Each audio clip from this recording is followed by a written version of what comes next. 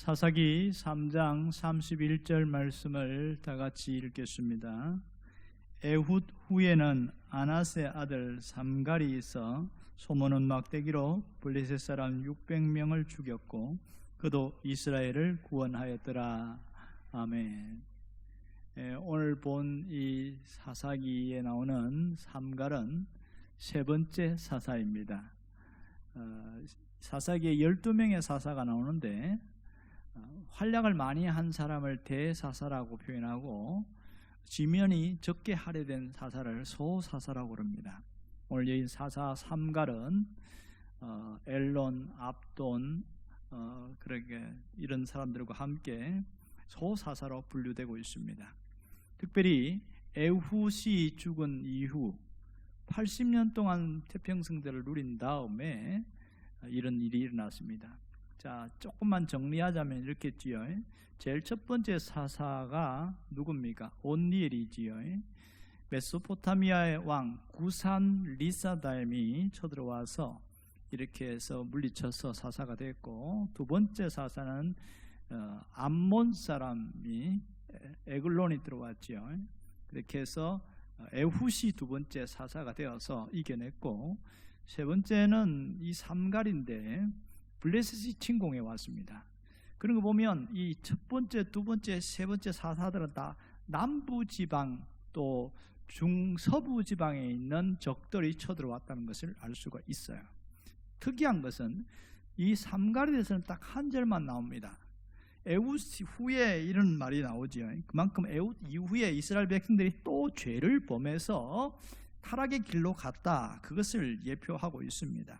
자, 블레셋은 서해안 해안 지방에 있는 민족인데 이 사람들은 어릴 때부터 전쟁하는 걸 굉장히 좋아합니다. 원래는 가나안 족속이 아니고 저 에게해 그리스 지방에서 이주해온 사람들인데 약타라고 하는 해양 민족들입니다. 자, 이런 사람들인데 굉장히 문명이 발달하고 전쟁하는 걸 좋아합니다. 자, 이때에 오늘 삼갈에 대해서 뭐라고 표현하냐면 이렇게 이야기하면 아낫의 아들 삼갈이다 이렇게 말합니다. 그런데 삼갈이 어느 나라 사람일까? 이것부터 봐야 돼요. 원래 삼갈이라는 이름은 히브리 민족에게는 없어요. 이 삼갈이라는 이름 자체도 이방인입니다. 그리고 아낫의 아들 그랬는데 아버지가 아낫이지요. 아낫이라는 이름 자체도 이 히브리 이름이 아니고 바벨론식 이름이고 그래요.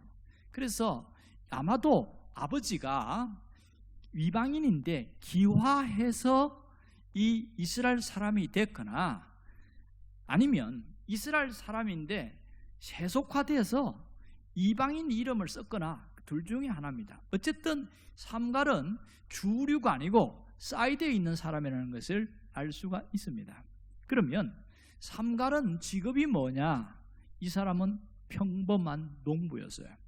소밭이나 갈고 농사나 짓고 그런 일을 하고 누구도 주목하지 않는, 특히 이방인일 가능성이 많으니까 이런 사람에게 무슨 일이 있겠어요. 그런데 하나님이 이 사람을 사사로 하나님이 쓰고 싶었어요.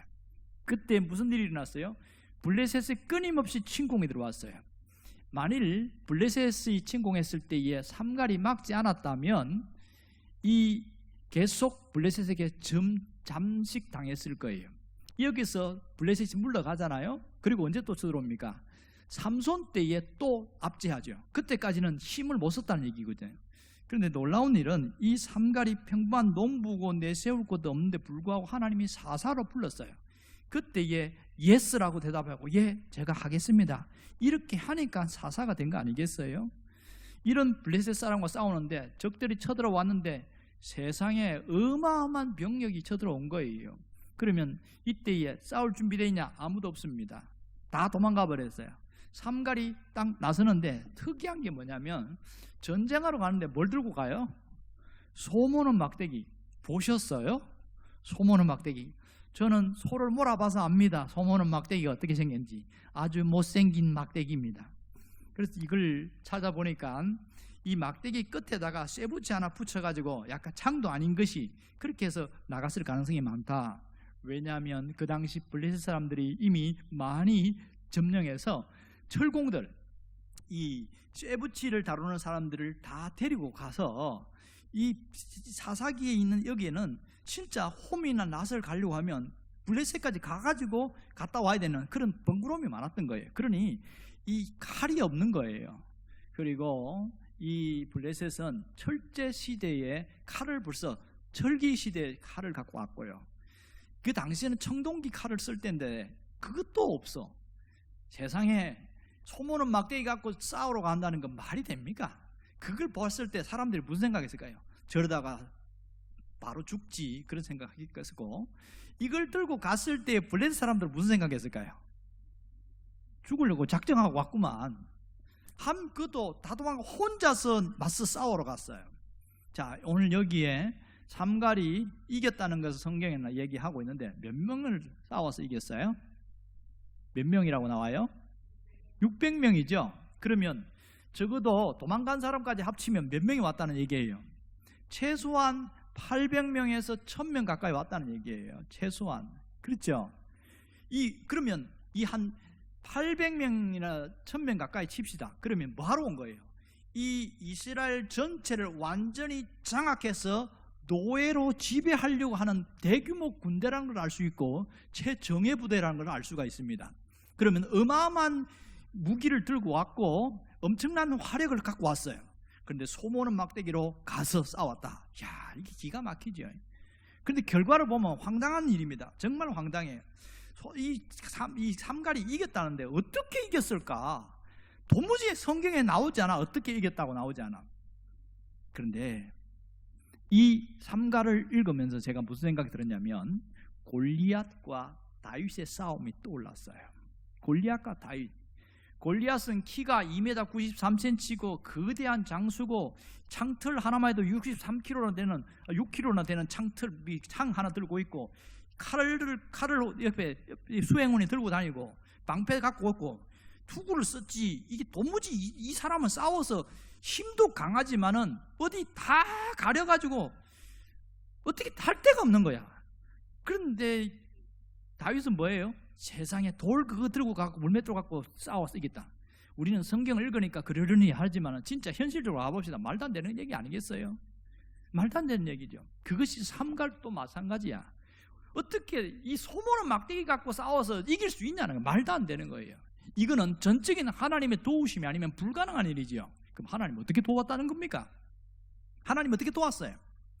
분명한 것은 이 나무 막대기를 하나님이 칼처럼 사용하시겠다는 거죠.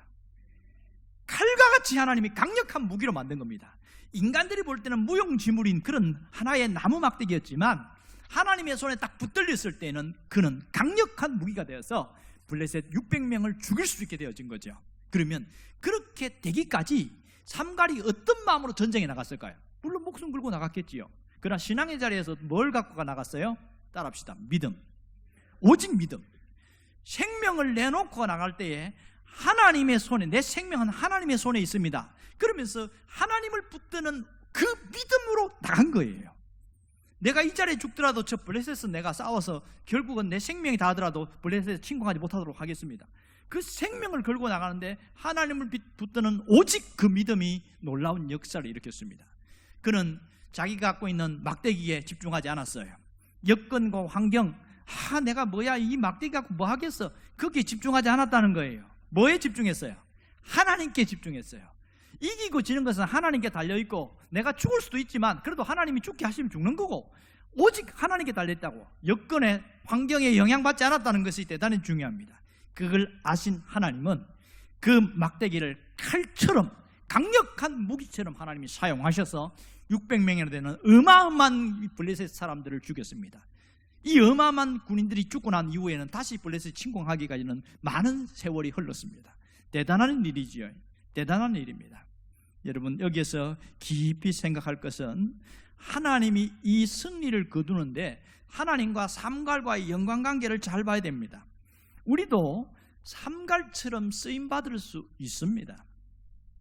삼갈처럼 쓰임받을 수 있어요. 그러면 우리가 그렇게 쓰임받으려면 삼갈과 같은 마음 중심, 신앙 중심, 마음의 태도 이렇게 있어야 되겠죠. 그러면 삼갈이 갖고 있는 건 뭐예요? 여건과 환경을 탓하지 않았다는 거예요. 무기를 탓하지 않았다는 겁니다. 내가 삼갈처럼 쓰임받기를 원한다면 내 현실과 처지, 환경 탓하면 안 돼요. 내가 갖고 있는 게 아무것도 없다, 그거 탓하지 말라는 거예요. 그것이 첫 번째 가져야 될 겁니다.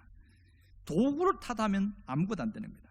그리고 환경이 아닌 하나님께만 집중하는 것, 이것이 비결이라는 겁니다. 오늘 우리는 굉장히 어려운 때를 살아가고 있습니다. 지금 우리의 모습은 정말 답답하고 힘듭니다. 누구한테 내놓고 하소연하기도 그렇고, 그렇다고 누가 도와주지도 않지. 현실적으로는 아무리 애를 쓰고 노력하는데도 내게 돌아오는 것은 너무 미미하고 너무 어렵고, 들려오는 소식들은 나를 두렵게 하고 걱정 근심이 가득 차게 만드는 일만 가득하고 있어요. 지금 우리가 당면하는 현실이 그렇습니다. 그래서 가끔 예배당을 떠나서 전화 한 통만 받아도 가슴이 철렁 내려앉고, 뭔가 조그만 고지서만 봐도 내가 어떻게 살아갈 것인가 걱정이 되고, 이런 수많은 이 음모하는 이 블레셋과 같은 그런 이 걱정거리들이 얼마나 많은지 몰라요. 예배당 안에만 있으면 믿음이 충만한데 나가면 믿음이 바닥나는 이유가 뭘까요? 여기서 제대로 된 신앙적 결단과 결심이 없어서 그래요. 내가 정말 여기서 제대로 해야 되겠다는 강한 결심을 해도 밖에 나가면 50% 뚝 떨어집니다. 또 어떤 전화 한 통 받으면 또 이 30%로 뚝 떨어져요. 그리고 또 문제 생기면 또 떨어져요. 10% 20% 되는 그거 갖고 내가 살아가는 거거든요. 그 속에 말씀이 하나 떠오르면 그거 붙들고 살아간단 말이에요. 그러니까 여기서 정말 결심을 제대로 하고 그렇게 해야 살아가는 힘을 이겨낼 수 있단 말이에요. 역류 밀려 들어오는 그 현실 속을 내가 뚫고 나갈 수 있는 그것은 믿음인데, 어떤 믿음이에요? 강력한 믿음, 순결한 믿음, 그것이 우리를 이르게 만듭니다.